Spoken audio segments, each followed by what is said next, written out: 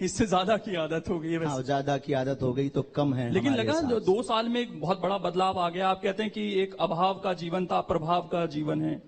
कैसे देखते हैं इसको? और कोरोना के टाइम से सोशल मीडिया आते ही एकदम आप बहुत तेजी से वायरल हुए हैं।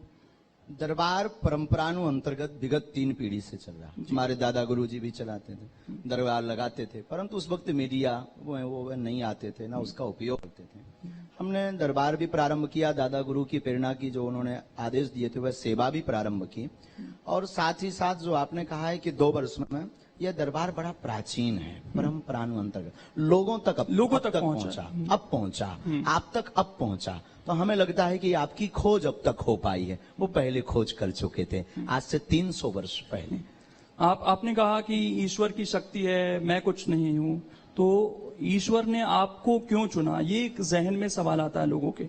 कुछ रहा होगा, आपके दादा गुरु का आप जिक्र करते हैं, आपका परिवार भी बहुत लंबा है, आप बताते हैं कि आप टोटल 10 भाई हैं, चाचा के मिला, हाँ चाचा के मिला, कजिन सभी मिला। तो आपको क्यों चुना?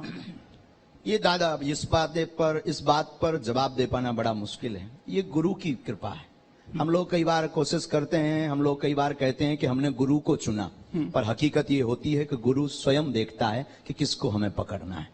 तो 10 भाइयों में गुरुदेव ने हमें पकड़ा, ये हमारा सौभाग्य है। अब इसका जवाब हमसे बेहतर तो हमारे दादा गुरुजी दे सकते थे, लेकिन उनका शरीर तो नहीं है, पर सूक्ष्म रूप में उनके संस्कार हमारे पास हैं। लेकिन इसका जवाब हम यही देंगे कि गुरु की विलक्षण सोच थी, गुरु की कृपा थी, और शिष्य के पास तो सिर्फ समर्पण के अलावा कुछ नहीं बचता, वो हमारे जीवन में है। तो ये जो अभाव से प्रभाव तक की जर्नी रही है, सोचा था कभी ऐसा, इस तरह की चीज? सौभाग्य है। हाँ। अभाव का जीवन बड़ा सौभाग्य। अभाव नहीं होता तो शायद आज हम प्रतिदिन अन्नपूर्णा भंडारा का क्रम नहीं प्रारंभ कर पाते। अभाव नहीं होता तो हम अपने जीवन में गरीब बेटियों का विवाह नहीं करवा पाते। तो हमारे लिए सौभाग्य। और लाखों लोग भारत में ऐसे हैं जो अभाव से जीवन जी करके, यहाँ पर भी अनेक लोग ऐसे बैठे हैं जो अभाव की जिंदगी जी करके अनेक उच्च पदों पर पहुंचते हैं। हमारे लिए ये वरदान प्राप्त है कि अभाव रहा तो हम आज लोगों की पीड़ा को समझ पा रहे हैं। लेकिन एक चीज आप खुद कहते हैं हमेशा कि अभाव में जब आदमी रहता है तो प्रभु के ज्यादा करीब रहता है। अब तो आप प्रभावी हो गए हैं, लाखों अनुयायी हैं आपके, तो ईश्वर के उतने ही अनुयायी और प्रभाव बागेश्वर बालाजी का है हमारी सोच में। ठीक, कृपा बालाजी की, प्रभाव बागेश्वर बालाजी का, और अनुयायी भी बागेश्वर बालाजी के। बागेश्वर धाम सरकार हमारा नाम नहीं, हमारा नाम तो धीरेन्द्र कृष्ण है। बागेश्वर धाम सरकार तो बागेश्वर बालाजी का है। तो आज भी हम यूं मान करके चलिए, कल फटा कपड़ा पहनते थे तो आप लोग ये ला करके तान देते हैं तो ये पहन लेते हैं, पर हम आज भी अभाव में जी रहे हैं। उसका सिर्फ सिद्धांत इतना बदल गया, देखने की दृष्टि। देखने की दृष्टि बदल गई। एक चीज और, कई बार चैलेंज किया गया आपकी इन शक्तियों को, कई बार लोग पहुंचते हैं, उसे किस तरीके से आप देखते हैं? साइंस की कसौटी पर अपनी इन शक्तियों को कहां देखते हैं आप? देखिए, जब तक मन में किसी भी व्यक्ति के कोई भी संदेह उत्पन्न नहीं होगा तब तक उसका निराकरण नहीं होगा। विज्ञान जहां विराम होता है, अध्यात्म वहां से प्रारंभ होता है। और रही बात शक्ति की, तो ये पराविज्ञान है। आदिकाल से ऐसे लोग चले आए हैं जिन्होंने भगवान पर, भगवान की शक्ति पर अनेक बार उन्होंने देखना चाहा, परखना चाहा, उसके कसौटी पर कसना चाहा, पर शक्ति शक्ति होती है। और हमारी दृष्टि में जो भी आता है हमें सब स्वीकार है। कृपा करवाने वाले बालाजी हैं, वो अपने आप नतमस्तक करवा देते हैं। उन लोगों को कुछ कहना चाहेंगे जो कहते हैं कि नहीं, ये तो माइंड रीडिंग है, केवल आप भूतकाल बता सकते हैं लेकिन कोई भविष्य काल या किसी की समस्याओं का निदान कोई नहीं कर सकता, जो लिखा है उसका वो लिखा है? बहुत सुंदर प्रश्न है, बहुत अच्छी बात है। इस पर बहुत लोगों के मन में तर्क रहते हैं। इस पर हम जवाब यह देना चाहते हैं कि कोई शक्ति होती या नहीं, इसका प्रत्यक्ष प्रमाण तो बागेश्वर बालाजी दरबार है। भविष्य वक्ता कोई इंसान नहीं हो सकता है, लेकिन श्री हनुमान जी महाराज हैं। वो त्रिकालज्ञ हैं, भूत भविष्य वर्तमान। हम कभी भी नहीं कहते कि हम भविष्य बताते हैं, भविष्य के संकेत देते हैं जो हमें गुरु कृपा से प्रेरणा में आते हैं, जो गुरु कृपा से हमें लगता है कि ऐसा होगा, उसको हम संदेशा दे देते हैं। अब आप कहेंगे कि विज्ञान के तथ्य में, विज्ञान के जमाने में इसको कैसे माइंड रीडिंग तो नहीं है। देखिए श्रीमान जी, माइंड रीडिंग की एक सीमा है, एक मर्यादा है, उसके बाहर वो नहीं जा सकते हैं। और देखिए, कई जगह ऐसी हैं जिनमें एक स्थान बागेश्वर धाम भी है जहां आज भी विज्ञान नतमस्तक है। जब प्रभाव की तरफ जीवन बढ़ता है आचार्य जी, तो कई सवाल उठने शुरू हो जाते हैं परिवार से भी। हमने देखा कि जो दूसरे गुरुजी हैं उनके पास आपके परिवार के लोग पहुंचते हैं, वो गुरुजी उनको कहते हैं कि उन्होंने एक आत्मा को कैद कर कर रखा है अपने पास। जी, तो परिवार से ही सवाल उठ रहे हैं और परिवार दूसरी जगह जा रहे हैं। जी, ये सूक्ष्म विचारधारा का प्रभाव है। हमारा इसमें कोई लेना देना नहीं, ना कोई हमारा किसी से विरोध है, ना विरोधाभास है। सब हमारे अपने हैं। कोई पत्र चढ़ाता, कोई पुष्प चढ़ाता, कोई आत्मा को कैद ताली करके बजाता रखा है किसी। ऐसा स्वप्न में नहीं हो सकता। जिनके लिए उन्होंने कहा आत्मा को कैद करने वाला व्यक्ति हनुमान जी की पूजा नहीं कर सकता, आत्मा को कैद करने वाला व्यक्ति हनुमान जी की साधना नहीं कर सकता। या तो हनुमान जी नहीं है या आत्मा नहीं है, क्योंकि भूत पिशाच निकट नहीं आवे। आत्मा मतलब भूत, और भूत को बस में करने वाला हनुमान जी की सेवा नहीं कर सकता, हनुमान जी को धारण नहीं कर सकता, हनुमान जी का मुग्धर नहीं ले सकता। या तो हनुमान जी नहीं है या आत्मा नहीं है। तो लाखों लोगों को जो समस्या है उनकी तो दूर कर रहे हैं आप। परिवार वालों से कभी बात होती है, उन्हें समझाने की कोशिश होती है इस चीज को? सामंजस्य है, कोई ऐसा विरोधाभास नहीं। वो किंचित मात्र कोई दूसरी गद्दी लगाने की भी कोशिश करता है, वो कहते हैं हमें धमकी दी जा रही है। नहीं नहीं नहीं, ऐसा कई बार आप हो सके तो आप उनसे जरूर बात कीजिए। हमारे पास तो ऐसा कोई भाव नहीं आया। अभी हम मिले ही थे कुछ दिन पहले, 8-10 दिन पहले ही। क्यों मान के अगर कोई दूसरी गद्दी लगाना चाह रहा है तो कोई स्वागत है, कोई दिक्कत हम नहीं मिल पा रहे हैं ना। एक महीने में 8 से 10 लाख लोग आते हैं, सबको मिल नहीं पा रहे। हम तो चाहेंगे अगर आप भी ये छोड़ के चलें तो बहुत अच्छा है। ये मोह माया है। आप भी लगाएं तो मोह माया नहीं है, मतलब आप अपना सेवा करने के अनेक प्लेटफॉर्म है। कोई राजनीति से मानव सेवा कर रहा, कोई धर्म नीति से मानव सेवा कर रहा है। तो अगर आपको यहाँ कम लग रहा हो तो you come here Bageshwar Dham. ठीक नहीं, कम ज्यादा की बात। लेकिन एक चीज है, लाखों लोग आते हैं आचार्य जी आपके यहाँ पर, सबको तो आप नहीं सुन पाते, उतना समय भी नहीं होता होगा, तो सबके कष्ट कैसे दूर होंगे? बालाजी, हम फिर कहते हैं, हमेशा हमने कहा बागेश्वर धाम पर किसी व्यक्ति विशेष की कोई महिमा नहीं है, हमसे जुड़ने की आवश्यकता नहीं है। बागेश्वर धाम स्वयंभू हनुमान जी का एक तीर्थ है, जहां हनुमान जी की स्वयं की ऊर्जा है, सन्यासी बाबा की साधना की ऊर्जा है, पॉजिटिव एनर्जी है। उससे कनेक्ट होने की जरूरत है, ना कि धीरेन्द्र कृष्ण से कनेक्ट होने की जरूरत है। एक चीज और है, अंधविश्वास का जिक्र बार बार होता है। ये विश्वास और अंधविश्वास की लाइन को आप कैसे खींचते हैं? कभी इसको विराम नहीं किया जा सकता, ये अनवरत चलता रहेगा। अगर अंधविश्वास नहीं होगा तो विश्वास शून्य हो जाएगा, और विश्वास नहीं होगा तो अंधविश्वास शून्य हो जाएगा।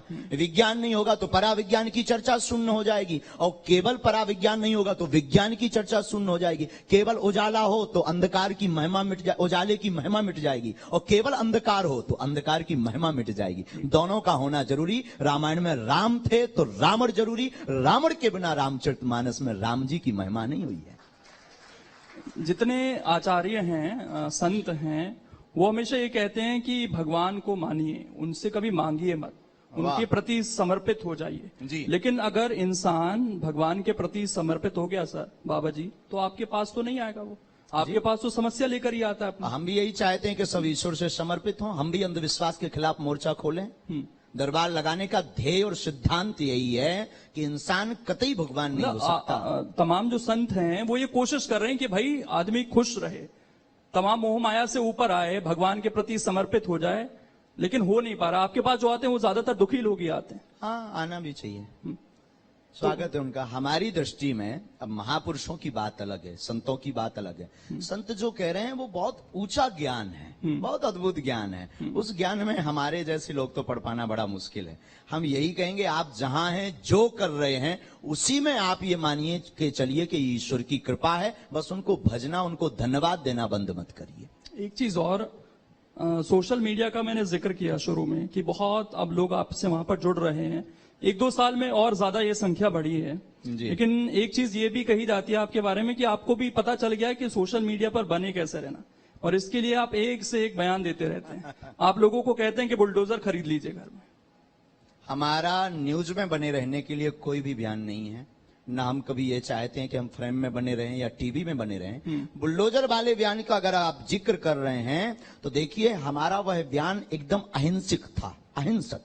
उसमें हिंसा को लेस मात्र स्थान नहीं था। उसमें सिर्फ धर्म की रक्षा के लिए बात की थी। राम हमारे इष्ट हैं, आराध्य हैं, पूरे विश्व के पूज्य हैं, और कोई आपके पिता के ऊपर पत्थर मारे, और संविधान ये काम नहीं कर पा रहे हैं। एक मिनट, आपके पिता के ऊपर कोई पत्थर मारे या मारने आ जाए तो उसकी रक्षा करने की आजादी संविधान ने भी दी है, तो हमने सिर्फ रक्षा की हर बात घर की। में बुलडोजर खड़ा हो जाना चाहिए इस हिसाब से तो। बिल्कुल, अगर आपके पिता पर कोई मारे, पुलिस जब तक आएगी तब तक तो मर्डर हो पुलिस जाएगा। प्रशासन, सरकार, कानून, कोर्ट, जरूरत नहीं है। जब बाद में फोन लगाएंगे, बुलडोजर जब से ही पुलिस निपट आएगी, लेंगे। जब फोन लगाएंगे तब ये आएगी। कहा जाता है कि अगर एक कातिल को आप सजा देना चाह रहे हैं, मतलब उसको मार दे रहे हैं, तो आप दूसरे कातिल बन जा रहे हैं खुद। तो ये तो उसी वाली नहीं, लिस्ट में ले जा रहे हैं आप। अहिंसक, हम तो वसुदेव कुटुंबकम की चर्चा करते हैं। कैसे हमने कहा कैसे अहिंसा कैसे होगी सर बुलडोजर अहिंसा से? पूर्ण रूप हमने बयान दिया। बुलडोजर का मतलब आत्मरक्षा के लिए अपने पास व्यवस्था रखना।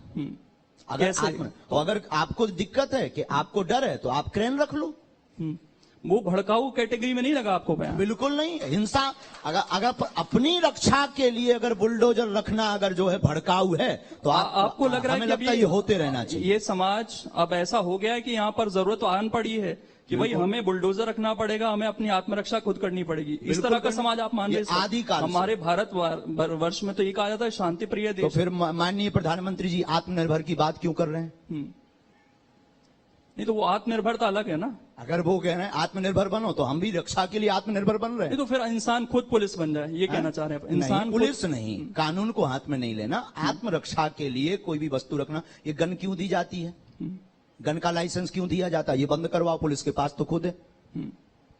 और भी आपके आप बहुत सारे बताइए अगर हम गलत बोले। और भी बयान है आचार्य जी। आप जो आपके अनुयायी हैं उन्हें पागल कहते हैं, हाँ, अच्छा है।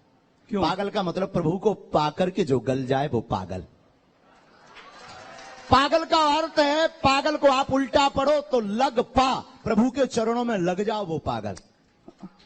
अपने आप को अछूत कहते हैं आप? हाँ? अपने आप को अछूत कहते हैं? बिल्कुल, चारों वर्ण हमारे अंदर हैं। शूद्र है, वैश्य है, क्षत्रिय है, धर्म की रक्षा के लिए हाथ उठाते आप हम तो कहते हैं ना क्षत्रिय हैं। जातिवाद का मैं जिक्र नहीं करता, लेकिन आप कह रहे हैं चारों अछूत हैं। वर्ण हमारे अंदर हैं, इसलिए जातिवाद की कोई बात नहीं। तो अछूत कैसे हैं फिर? हाँ? अछूत कैसे हैं फिर? अपने आप को कहते हैं। क्यों किसी हैं? मतलब दूसरे- मैं वही जानना चाह रहा हमें ये लगता है कि हमारी गांव की भाषा है, आप हमें छूना नहीं, हम अछूत हैं। उस वक्त गांव की भाषा में, गांव का एक कहावत है, भैया हमें छूना नहीं, हम अछूत हैं। तो गांव की कहावत में वो संबोधित किया था, ना कि अपने आप को अछूत सबसे संबोधित करके या किसी व्यक्ति को जलील करके हमने अछूत कह करके सनातनियों को अछूत कायर कहते हैं आप? जी, सनातनियों को हाँ, कायर- अगर सनातन की बात आती है और बुजदिल बनकर घर पर बैठ जाते हैं तो वो कायर हैं। राम की बात आती है और राम के लिए जबान नहीं उठती, संतों की बात आती है, धर्म की बात आती, और अगर कोई बाहर नहीं उठता, मुंह नहीं खोलता, अपनी वाणी नहीं खोलता, तो वो बिल्कुल कायर हैं प्यारे। तो ऐसा क्यों लग रहा है कि समाज कायर होता जा रहा है हमारा, और आपको इस तरह की बात क्या नहीं पड़ रही? जग भी बहुत रहे हैं। हाँ। जग भी तो रहे हैं, हमारे जैसे जगाने जग से रहे हैं ना। तात्पर्य क्या है आपका? किस जगाने तरीके से जगाना चाहते हैं? एकता। क्यों?